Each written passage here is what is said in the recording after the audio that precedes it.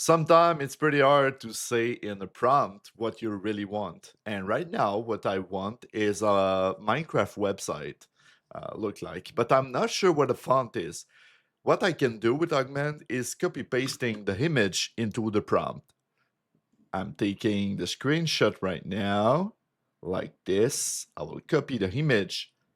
The image is now in my clipboard. I can paste it directly into the chat box. It will make Augment aware about that specific image. What is the font used here? And Augment will analyze the image and tell me what it is. It's a pixelated or blocky font. Let me find it on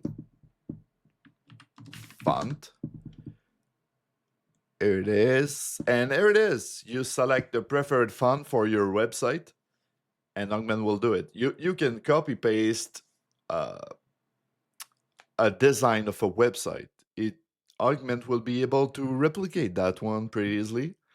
If you have any question or anything else to tell me, just use the comment below. I will answer everyone.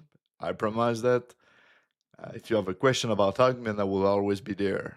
Thank you very much for listening and subscribe. Bye bye.